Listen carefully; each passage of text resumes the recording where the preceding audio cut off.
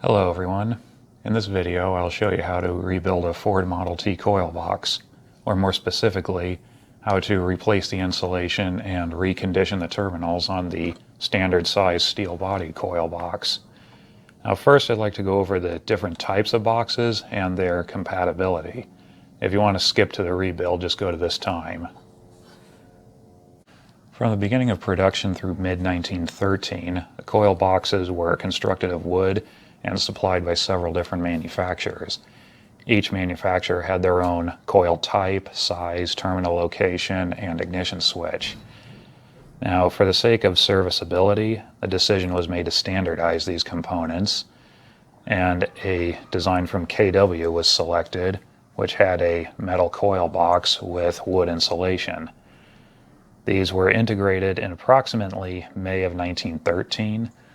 Now the production dates I'll talk about later are all an estimate. The production changes were scheduled quite well. The difficulty is these schedules were rarely enforced.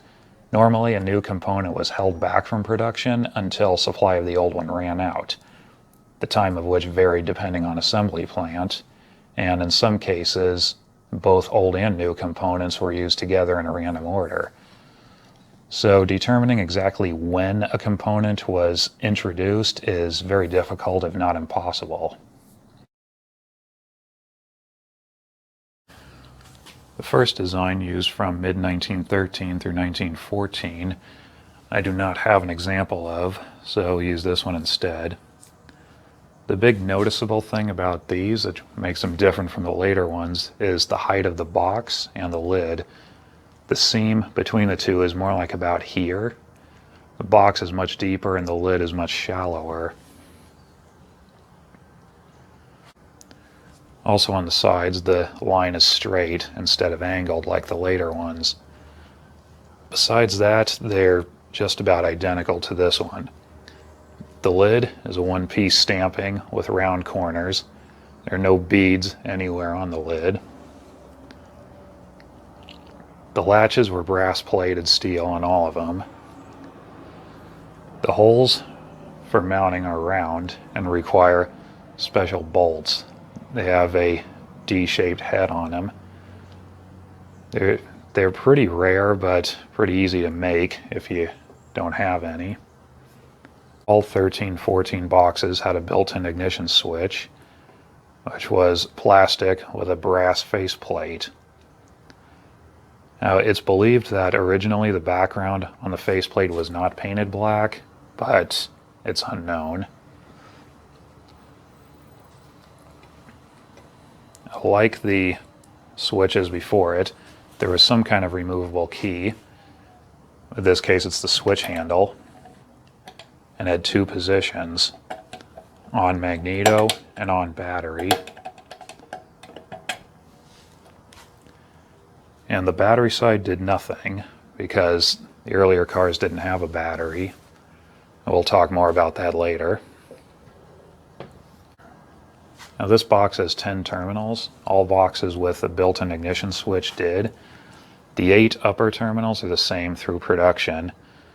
The 2 lower ones are the power sources. This one is for magneto and this one is for battery. And since this car did not have a battery, the battery terminal was not used. The battery side of the ignition system was there for an auxiliary power source if the owner wanted to add one, like for example a battery.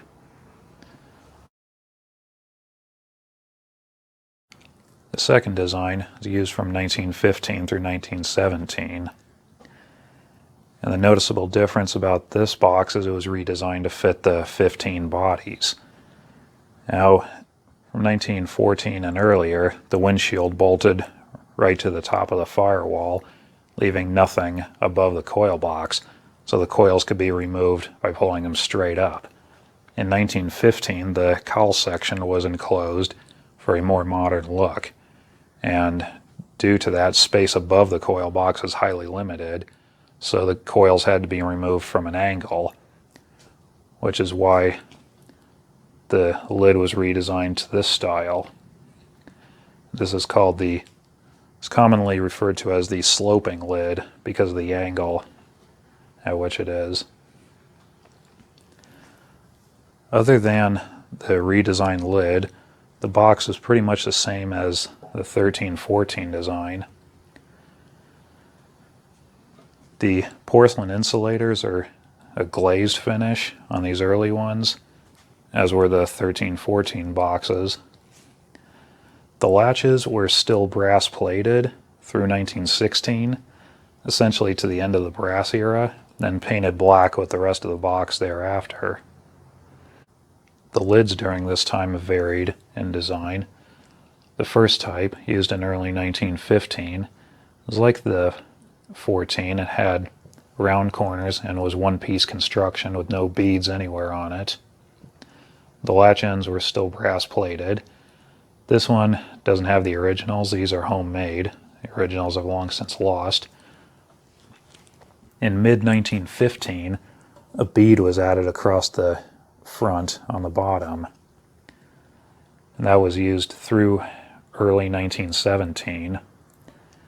And like the box, the latches were painted black during 1917. Before that, they were brass plated. In mid-1917, this lid was introduced. It is made in 3 pieces. Each side is a different piece. Now this does have the factory latch ends still on it, and that's what they look like.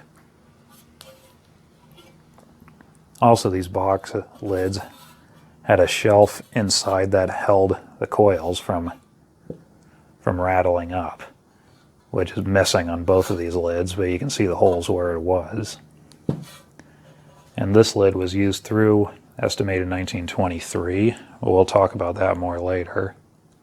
The ignition switch was the same as that of the previous design. The faceplate, the same as the previous design, was used through 1915. Now, in 1916, it was replaced with a steel faceplate with a much simpler script on it. Now, not too many books acknowledge this part, so it's kind of difficult to determine exactly when it was used. I could be wrong, but I believe this was used from 1916 through the end of 1917, and certainly till the end of production of the plastic-bodied switch. The next design, used from 1918 through mid-1919 and 1919 through 1922 non-starter cars. The most noticeable difference on this design is a steel strut was added in the middle for additional support. Now obviously that's visible from the front.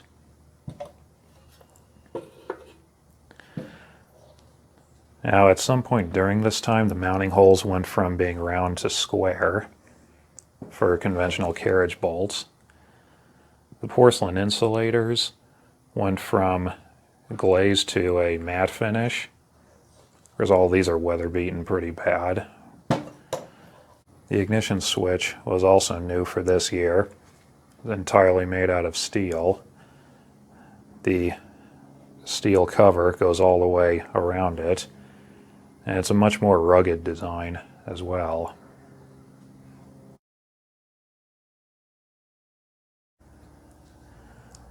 The next design was used from 1919 through 1922 on the electric starter cars, and from 22 through 25 on all cars. Now the obvious difference with this one is it has no ignition switch on it at all, and only 9 terminals.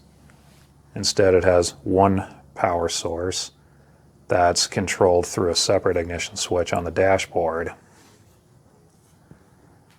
And by this time they all had square mounting holes.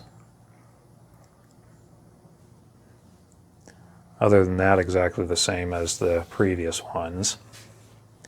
So in mid-1919, the electric starter became an extra cost option, which obviously came with an electric starter, a 6-volt battery, and a generator. And at this point, all electrical components on the car became battery powered. The magneto-powered ignition was still used though.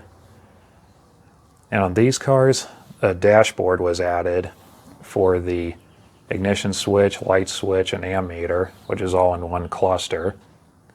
And the ignition switch, the same as the previous cars, had two ons, one for magneto and one for battery, only now the battery side was connected to the car battery. Now the non-starter cars still use the old design components. Sometime during 1922, the bodies were redesigned and the dashboard became an integral piece of the body. So they were used on all cars. So the non-starter cars used the new design coil box with the electric starter instrument panel, and the hole for the ammeter was blocked off, and the battery side of the ignition switch was not used. And that was used through the end of non-starter car production. The same lid was used as that on the previous design through estimated 1923. Now the latch ends changed for estimated 1924. As you can see, the latch end is separate and has been added to the side of the lid. In 1924, they figured out how to stamp this into the side of the lid and eliminate that piece, which was cheaper to manufacture and was used through 1925.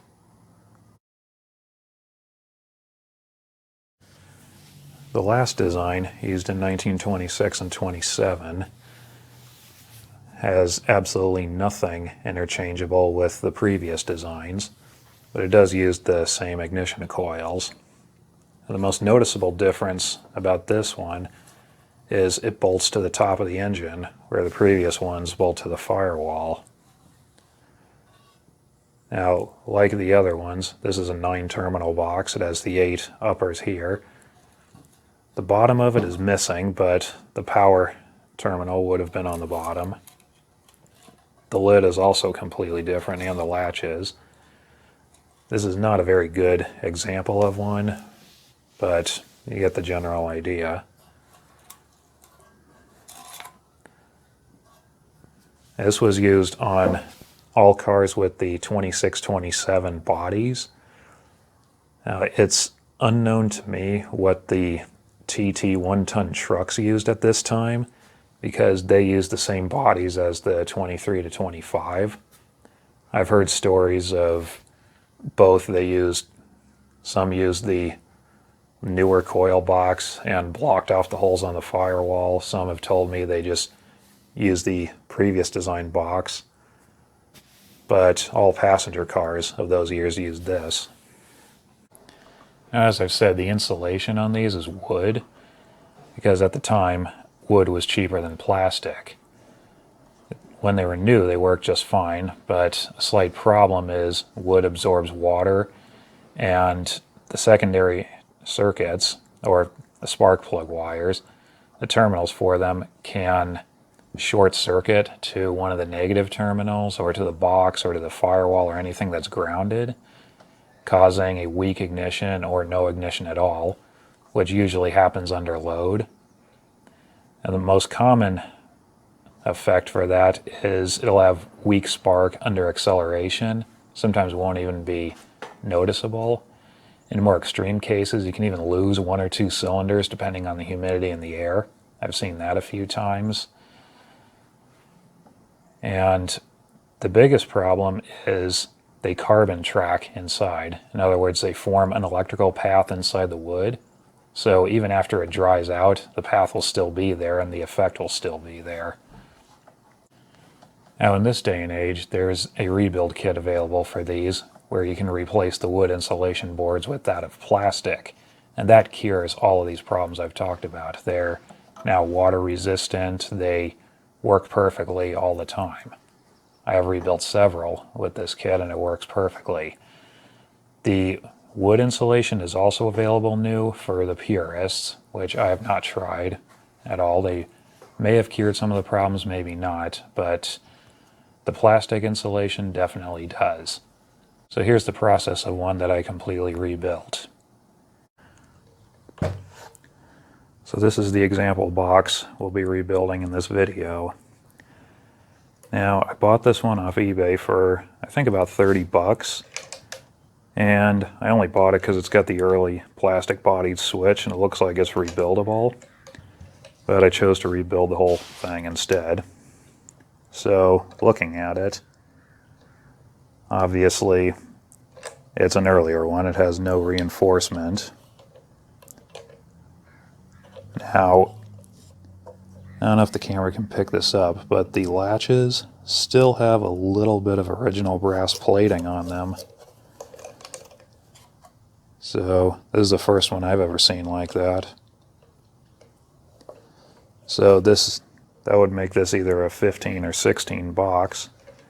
And since it's got the plastic switch with a steel faceplate on it, that would make it a 1916, if that's the original switch, which it may or may not be. And it's pretty dirty, but you can kind of make out the script on it.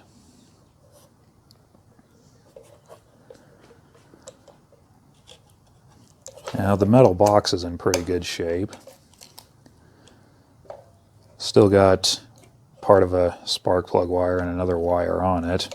I don't know if they're original or not, but what was really interesting about this box is it's still got most of the original thumb nuts on it.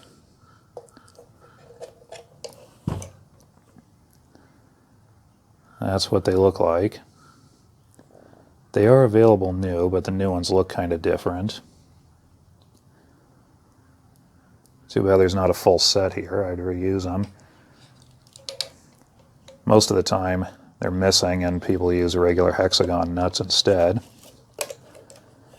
Obviously, because it has a switch on the front, it's 10 terminals. The porcelain insulators, most of them are reusable, but one of them's shattered. Well, two of them are. It's not uncommon. And the wood's typically falling apart, but that's not important for our purposes. All the terminals are all still good. A little dirty, but reusable. So let's get started. So the first thing to do is to remove the wood insulation. Now it has 4 screws on this end and 1 underneath. Now if this were a later box without a built-in switch, that would be the first thing to do. But because of the switch, first thing we have to do is separate the wires. And while we're at it, we'll probably remove the entire switch. This one's still got all the original screws in it, which also it's not uncommon for them to be missing.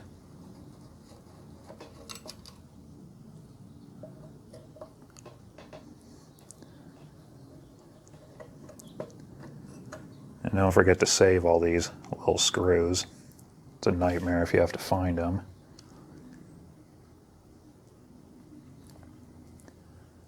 That switch looks like brand new inside. This is really nice. Well, it's a good call buying this. Now, you have 3 terminals with wires on them. One here, here, and here. And they're all 5/16 nuts.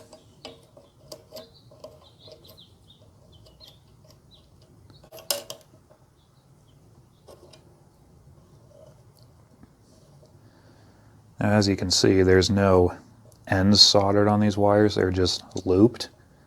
And the reason for that is they need to be able to fit through a hole down here for assembly and disassembly. And if you put an actual end on here, they won't.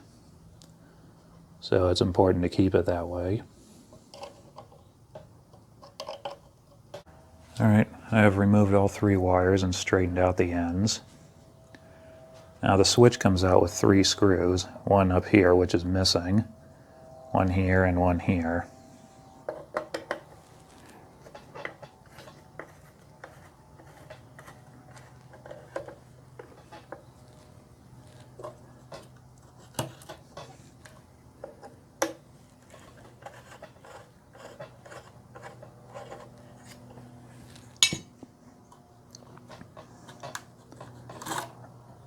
There we go. Paper insulator. Next, remove the screws that hold the wood on.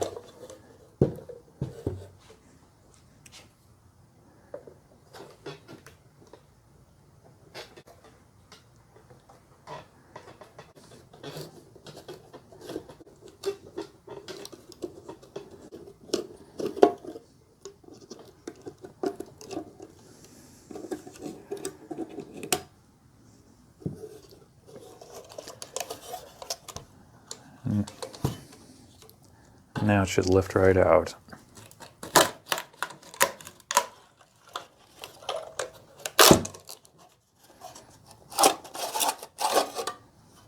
And there we go.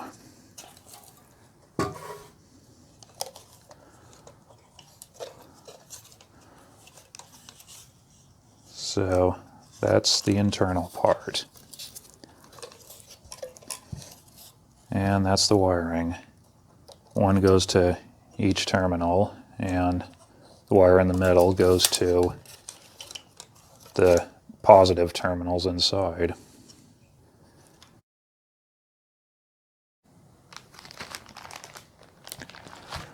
This is the new insulation kit. Now, this is in plastic. They come in plastic or wood. This is the most expensive part of the rebuild. It's also the most important part, is the insulation. So it comes with that, hardware, wires, and instructions.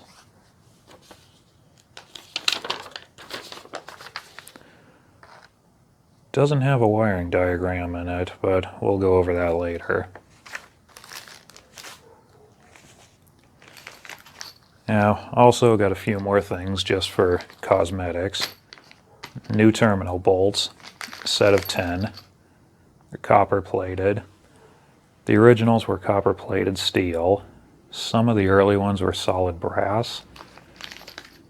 Now, buying new ones is cheaper and quicker than cleaning up the old ones and getting them re-copper plated.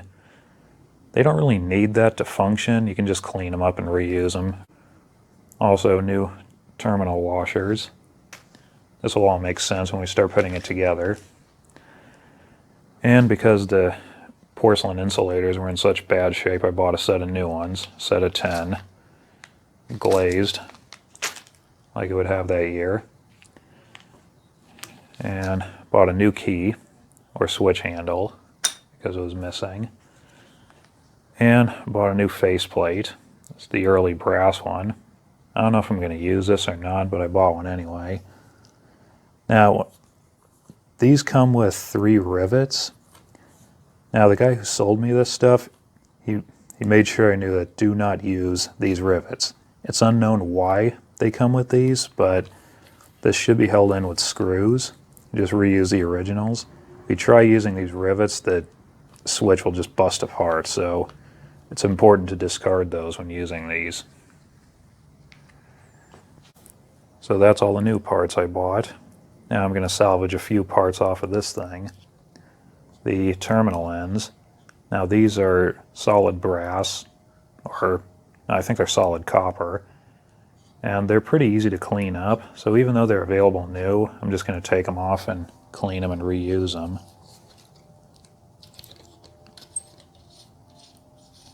Now all the hardware on this is pretty much reusable. If you're on a real low budget, you could just clean it all up and reuse it. It's got a lock washer, a flat washer. There's no insulating washer on this. That's the porcelain insulator.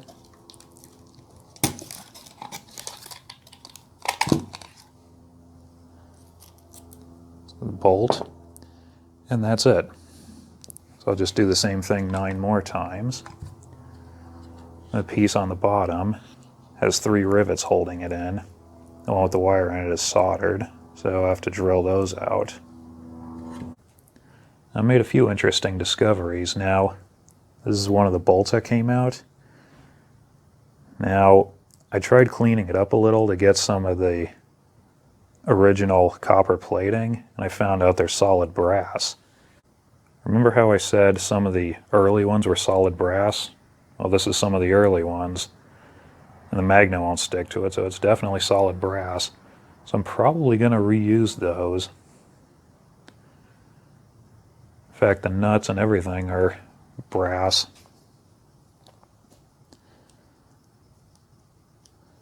There's another interesting thing I came across. This nut. So you can see the threads are pretty good. Now, when it was on there, I thought it was cross-threaded, but it was made this way.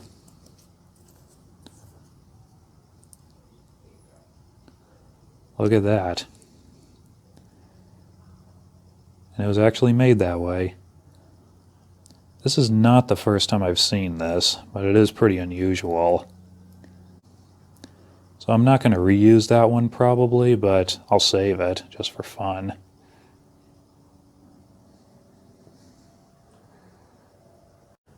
So I'm going to save the good insulators and put them in my parts supply and just throw away the broken ones. Now, if you wanted to do this on a low budget, what you could do is find an even worse coil box for like $1 or $2, one that had a couple of good insulators still on it, and just grab those off of it. So it's the next day. I sent the box out to get painted, and while we're waiting for that, we can assemble the terminals to the new insulation. This is the board that came with the kit. It's universal, 1913 through 25. It's drilled for 10 terminals and drilled for the strut in the center. Now, if your box is 9 terminal or doesn't have a switch, this hole right here is the one that's not used. So you can either fill that in or ignore it. Now, my box doesn't have the strut, so I'm either going to ignore this or fill that in.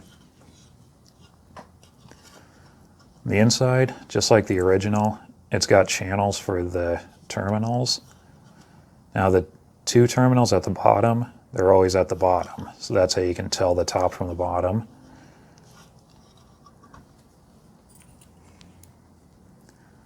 Now the old terminals, I soaked those in acid for a while and polished them up, and they cleaned up with very little effort, so saving those was the right call.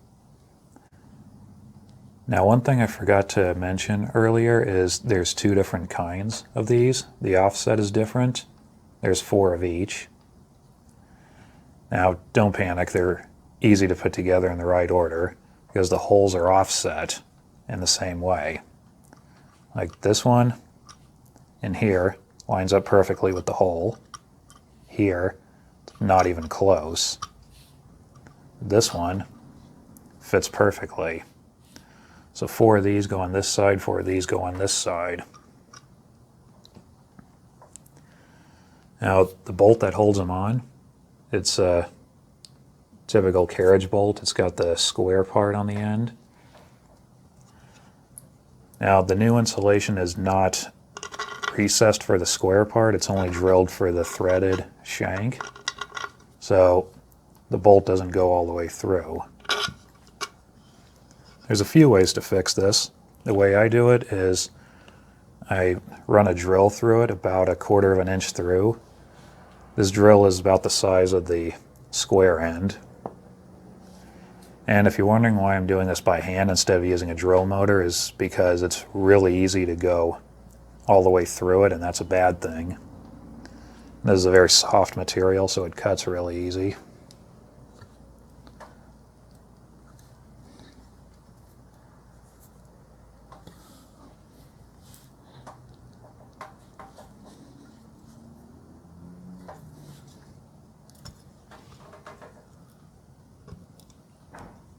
That should do it.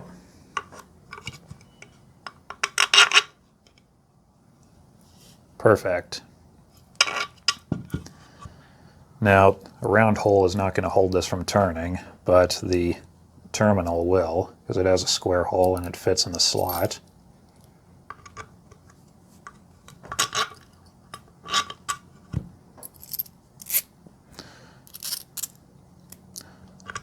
Another thing is these terminals, they always point down.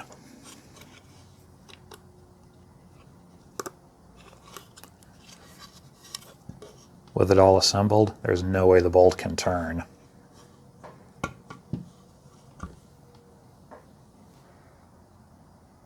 So, in case you are wondering, I did choose to clean up and reuse the old hardware.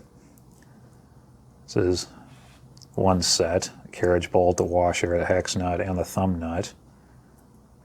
And if you're wondering, no, it's not worth the effort.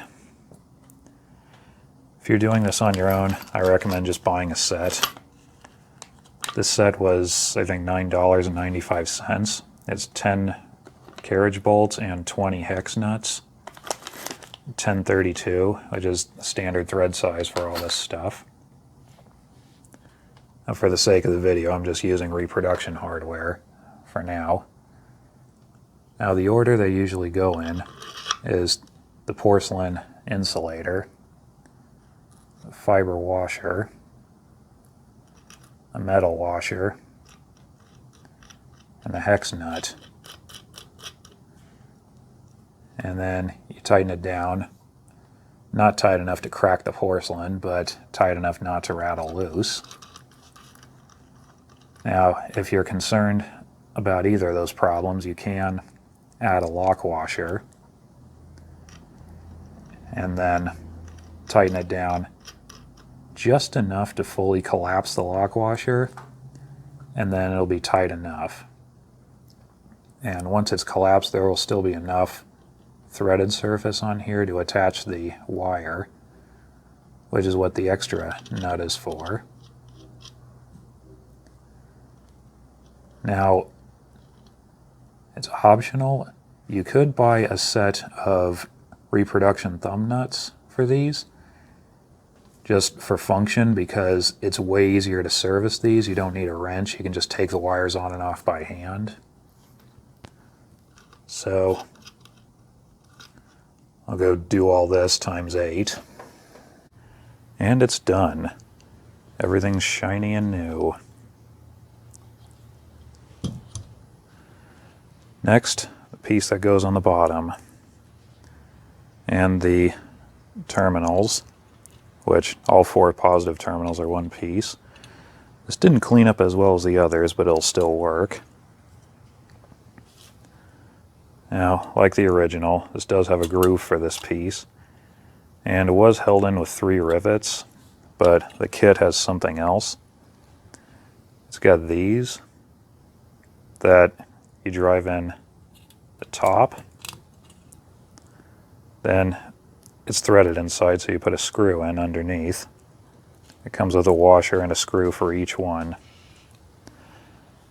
Now, for the time being, we're going to ignore the wiring and just attach this, because these holes are not always perfectly lined up, so you kind of put them all in and get them caught, then snug them all down and then tighten them all down. Then it'll back off the one that holds the wire on.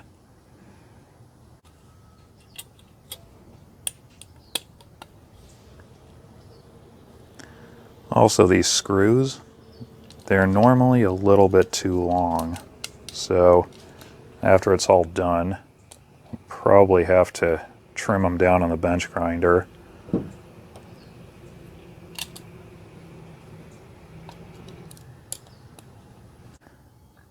And sure enough, they're a little too long, but I don't know if that would hurt anything, but I'm just going to trim it off anyway when I'm done. Now, we'll talk about the wiring.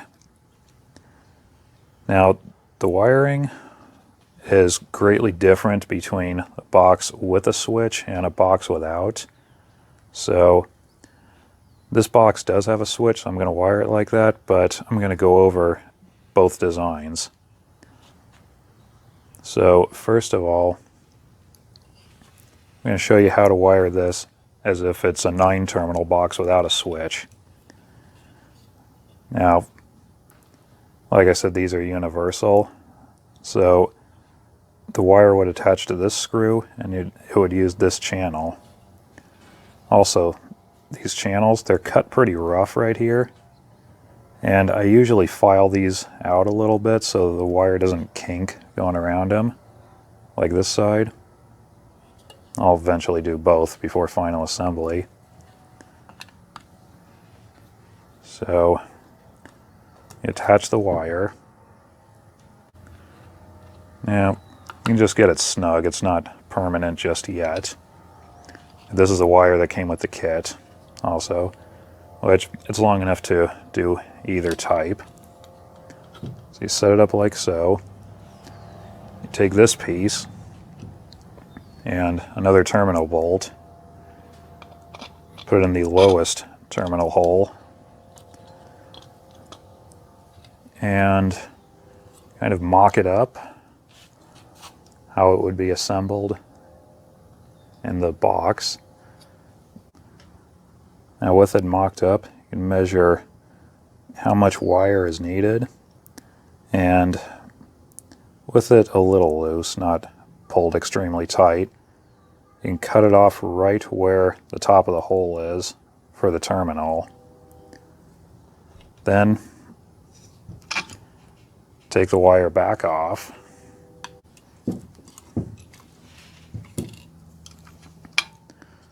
Take the terminal bolt back off.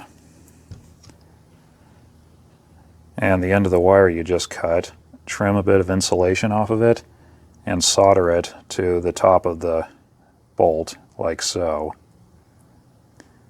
And then put the whole thing back together. Now when you're done, it should look something like this. This is a previous rebuild that I did, obviously for a box without a switch. Now, functionally, this terminal needs to be hardwired to this piece.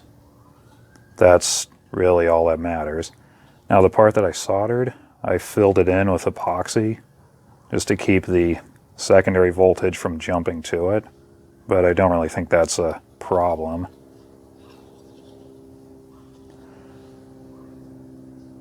So that's how it should look when it's done.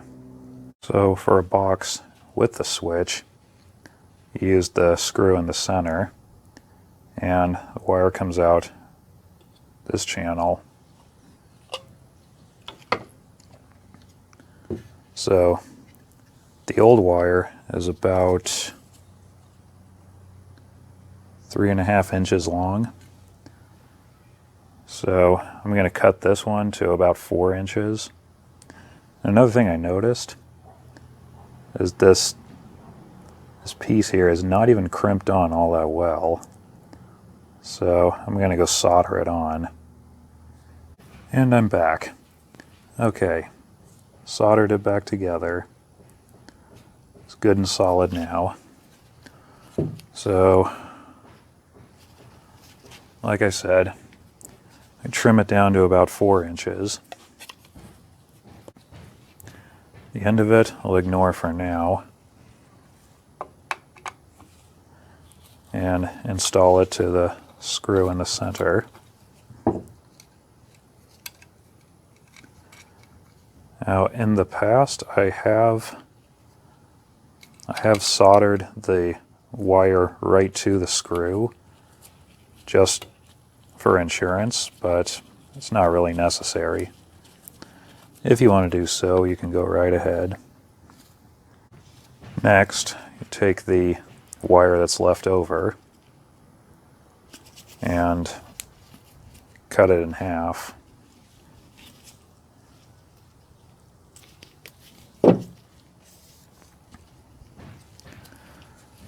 Then take the insulation off one end of each wire.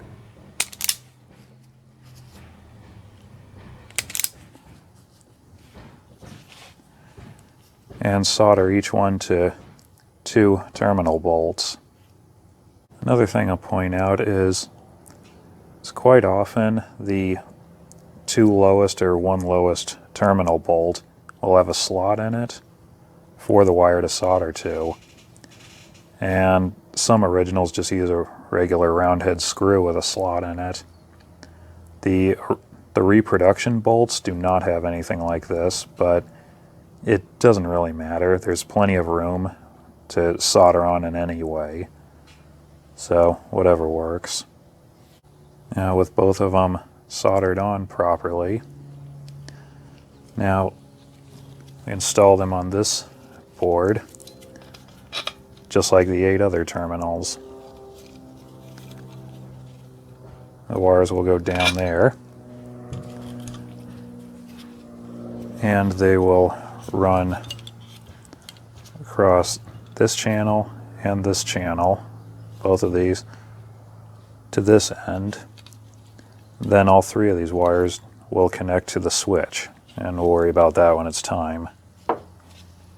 Okay, it's several days later, and I got the box back. It's painted, nice and shiny, and I'll put the whole mess together. Now, the rebuild kit came with a new set of screws, and some of the holes for them are already in the pieces. There's one for this piece, and 2 here, one here and one here, that attach the 2 boards together. There are no screw holes on either side of this.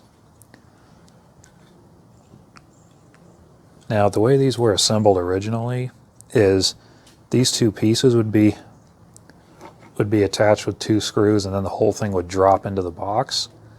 But the problem with these new ones is pretty often if you do that, the pre-made hole for the screw on the bottom doesn't always line up.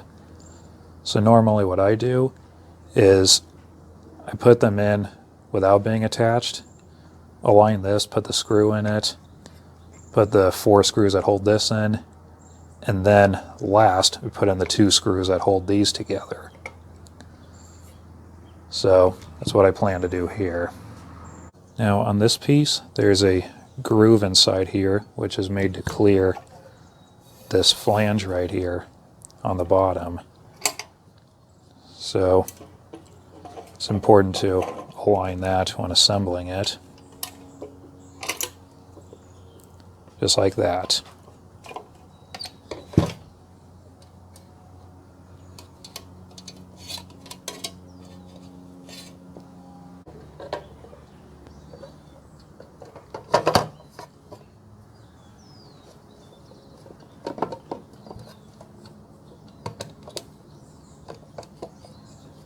Okay, it's seated pretty good.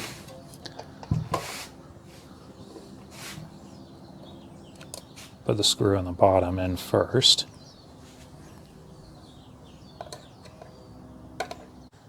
And now the 4 screws that go on this piece. Now I'd like to point out that there's a few things to watch out for with this. Sometimes the part of the box on the bottom here will be warped a little, and this won't want to sit fully on the bottom, so it's important to make sure it's setting as far down as it'll go while installing the screws. Another thing to look for is these sides are sometimes bent out a little. This one is, mostly on this side. And it's important that they are as close together as they'll go, like right up tight against the board, because if they're out too far, the lid won't fit on it just right. So keeping all that in mind, I'll put the 4 screws in. And they're all in. Now, you should drill holes first before you put the screws in, because these screws do not like to self-thread all that well in this material. Also got the 2 lower ones in, and this one doesn't have a gap at all inside. So if your box does not have a switch, it's finished. You throw it back on the car and enjoy it. Now mine does have a switch, obviously, so we'll hook it up and wire it up.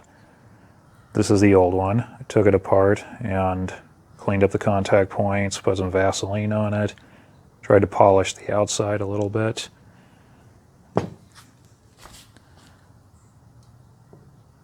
And got the old hardware and found another screw, because one was missing. Now, with it installed, to wire it up, this wire on the right side should connect to the right side terminal on the box, and it goes on this pole. The wire on the left should go to the left terminal on the box and attaches to this pole. And this wire should attach to the positive terminals on the bottom of the box, and it goes to this pole. And obviously they're all cut a little too long, so I'll trim them down to the proper length, snip the insulation off, and wind them around and tighten the nuts down. Now, that's done. Now for the faceplate. Now for now I'm going to use the reproduction one that I bought. I also want to point out that this new one, I did have to file these holes, actually all three of them a little bit, to make them line up with the original switch body.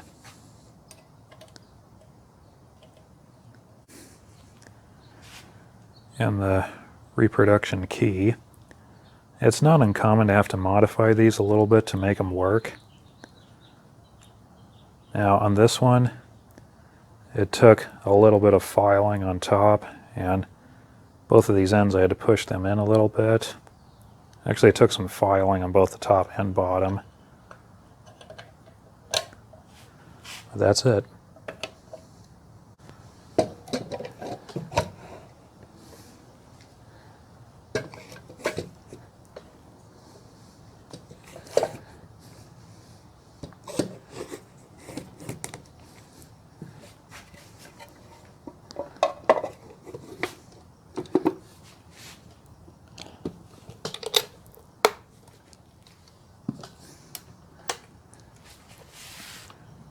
And it's finished.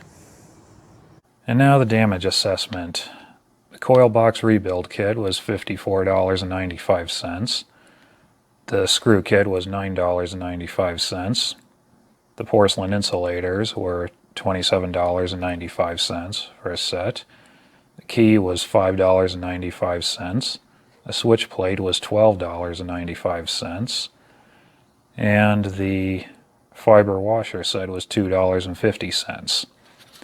That all adds up to a small price to pay for perfection. So, until we meet again, happy motoring.